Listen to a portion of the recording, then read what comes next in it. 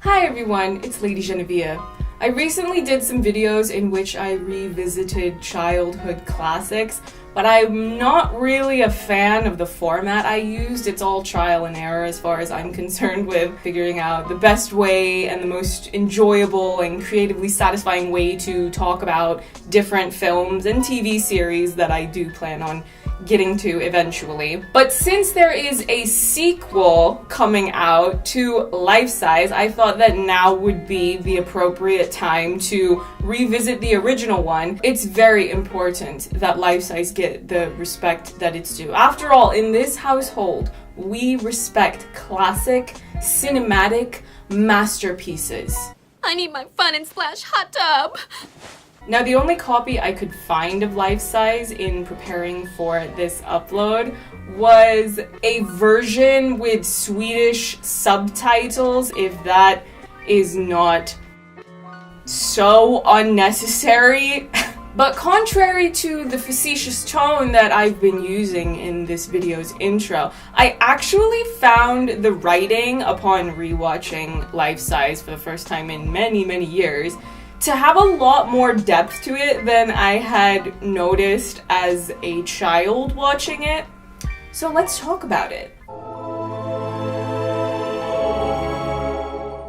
Life Size is a children's film that premiered on Disney Channel back in 2000. Lindsay Lohan's bankability was picking up traction following the success of Disney's Parent Trap remake, and Tyra Banks was, and is, one of the most famous and popular supermodels of all time. On the surface level, the film's marketability is simple. A young girl has a doll that comes to life, and hijinks ensue.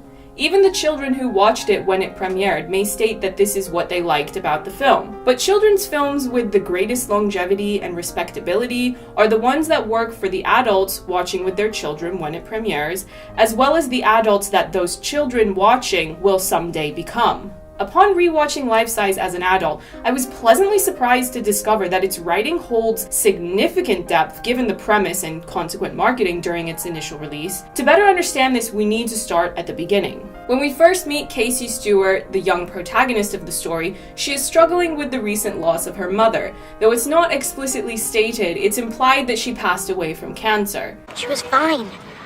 She just went in for a checkup. Then they found something. Before I knew it, she was gone. As a result, Casey is prone to lashing out at others and engages in misfit behavior, including stealing from the local bookstore and dabbling in the occult. It's even mentioned that she's been involved with some sort of counseling or therapy to help her deal with this traumatic loss. You remember what Dr. Jacobs said about accepting reality? Yeah, he's a quack and has really bad breath. What does he know? Casey's father, Ben, is struggling just as much to deal with the loss of his wife. He has to assume all the responsibilities that would normally be shared by two people, both earning the household income and being the caretaker. When adding in the struggle to help Casey cope with loss when he hasn't even figured it out for himself, a wedge develops in their relationship.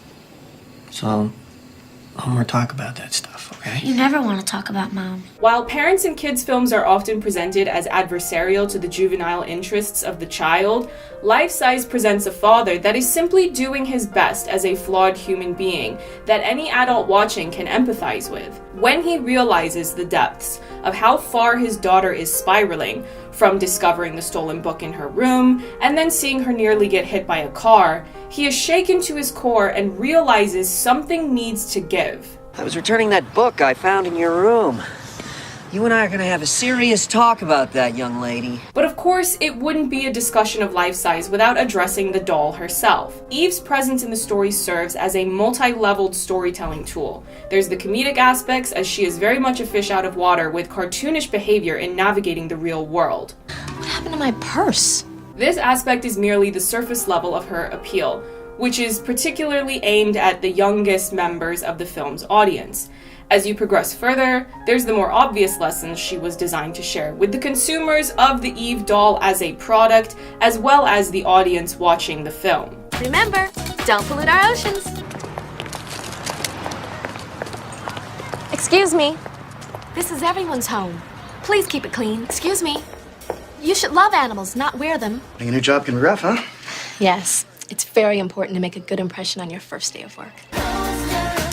Recycling saves our planet. Eve's main purpose is laid out quite clearly in the writing. My real purpose in life is to help girls. I strive to present a positive image of womanhood, because I believe that girls everywhere should know that all things are possible. But the evolution of Eve's role in the story is just as important to understanding what the film can teach the audience.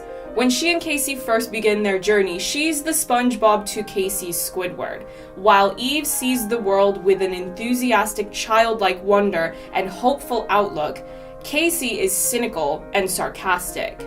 As the story progresses, the pair are able to learn from one another, which allows the audience to learn the same things.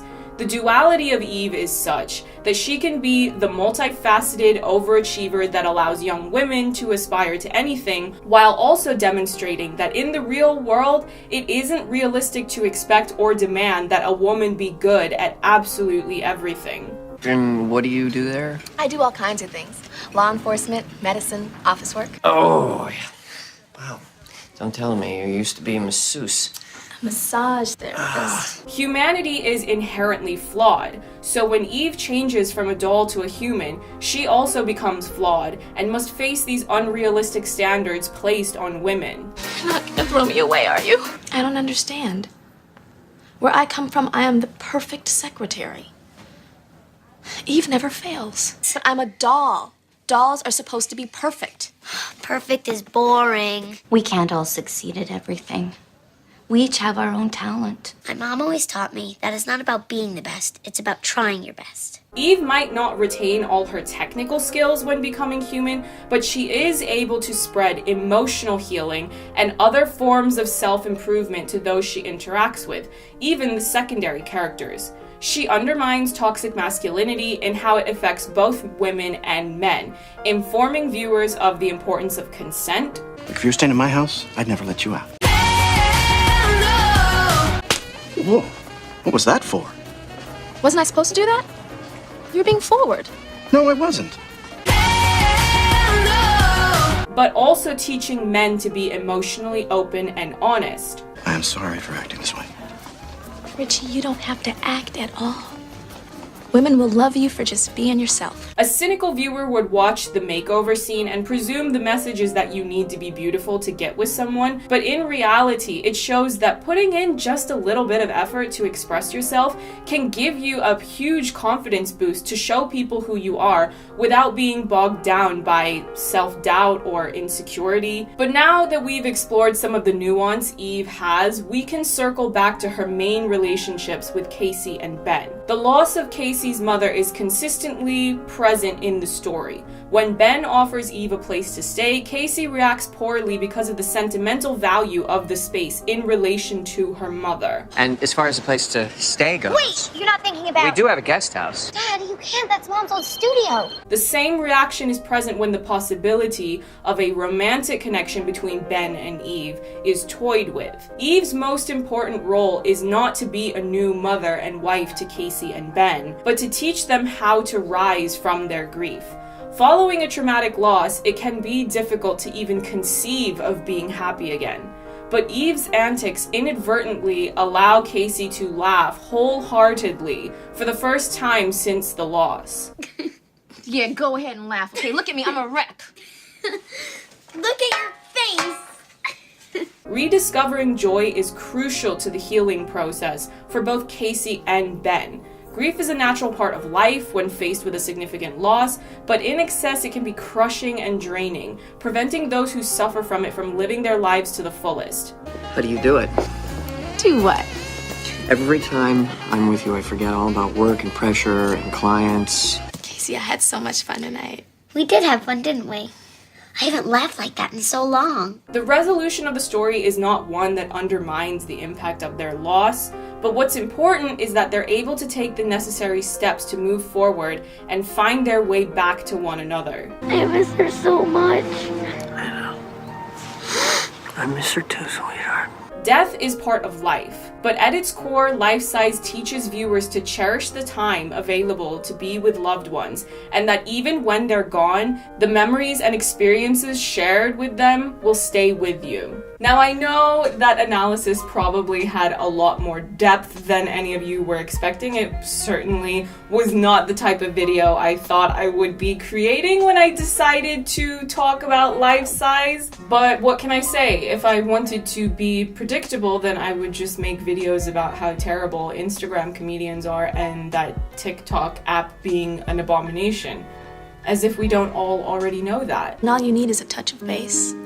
Got lovely skin. Just a hint of this blush on those cheeks, and it'll bring out that natural color. But I want to know, do you think that that makeover scene in Life Size was what inspired Tyra Banks to create America's Next Top Model? And following that, do you prefer the really good makeovers, or do you prefer when it's a full-blown meltdown? Do we all remember when Stephen Amell's wife was on America's Next Top Model and she left the show because they gave her a pixie cut?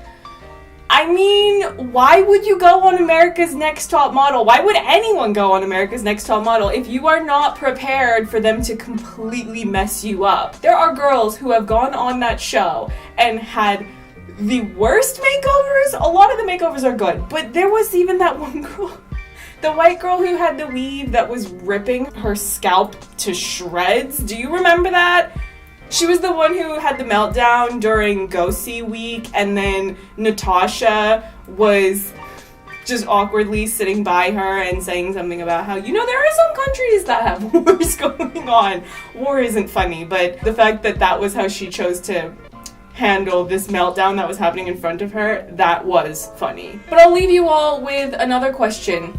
Do you prefer Tyra Banks be a star or shake your body? I will answer, since it's not fair that I ask you if I'm not willing to answer myself. Shake Your Body is clearly the superior song, because as a lover of hoe anthems that were prevalent in the mainstream music industry back in the noughties, why wouldn't I appreciate a banger of a song like Shake Your Body? After all, nowadays, the Western pop industry is as dead as Casey's mom.